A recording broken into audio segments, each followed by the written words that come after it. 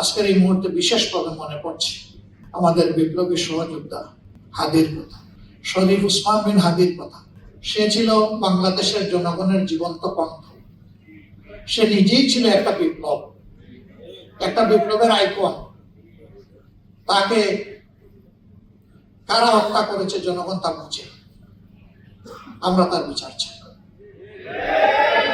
তার বিচারটা যদি জনগণ দেখতে পায়,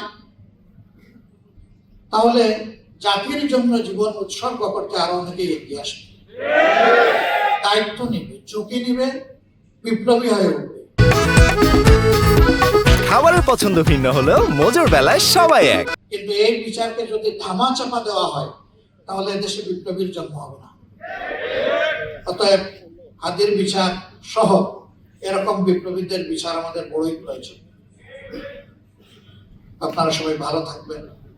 আল্লাহ তাআলা আমাদের দেশের প্রতি রহম করুন, শান্তির ফয়সালা দান করুন।